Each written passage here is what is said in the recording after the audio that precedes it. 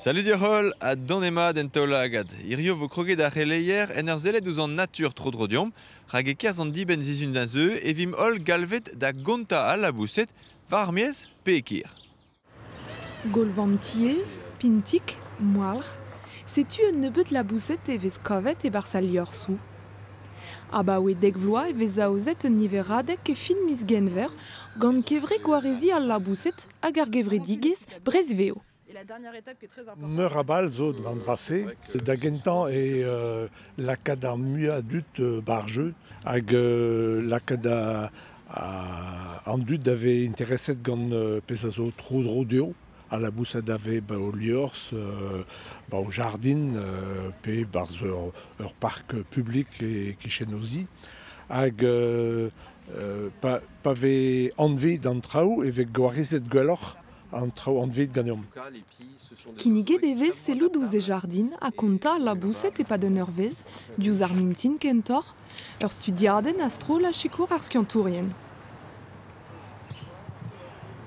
Gant an disorc'hou a vo kaset gant an dut e vo gwelet pez ur spesadou zo en arvar, pez ur spesadou a ya var gresk, pez ur spesadou a zo un eus matre et mur var zu a c'herioù hag lodal ve gwelet mur var armez.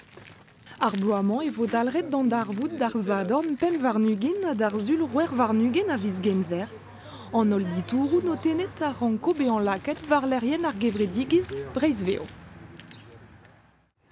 Goud e kan a labouset setu ini Clarisse Lavanan e mor gant ere zo pa ouezemban ur bladenn nevez at kavet an eus nei studio. Bladenn i bue.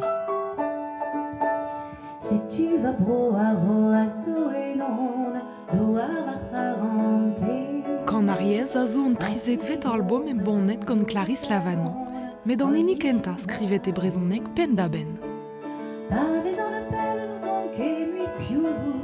Kan ariez zo an o ar bladenn, gwestet d'ariez, a riez meus at kavet, dek vloaz a krogoun da gant a pem zeg vloaz zo gant kan a ouenou glenmor. Dija e oa kana goudeze komz, goudeze eskem gant an ut beva, en ariez moive, a goude krouiz skriva traouneve vid digaz marteze e lo de bihan. Clarisse deus labouret war ar actresman e pad dek vloa. Var ar bladenn e vez kavet triwerton kempenet gant e mignon Philippe Gevel. Philippe zeur poutre an oevez an mat kenan, enfin matre a ba oe pel, dija eo ez an traoù, an at, a vechou non eus ket dizomp da gozeal, ober a rom an traoù, hag ar c'hempener eo, ar zoner kizidik kenan. Don da raio en dro ar vue, evel un amzer neve.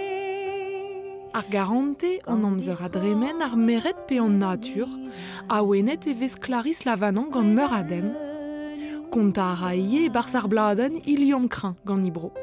Ar vro neus roet din kalz raoù hag me gant va oad e maon e tre daou, na yaouank na koz, evit pouez, me marteze evit etre an erez hag an treuskas, peogwir meus recevet kalz traoù, a trugarez d'ar vroze, a d'ar yez, a d'ar zevenadur, a marteze riandez meus ran evit da rei ive, da dreuskas. Kan ariez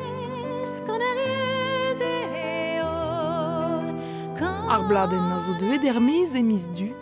Clarisse Lavanan a vo var al leurenn evit kinnig e ra actres neve a et daouvil pem varnugen.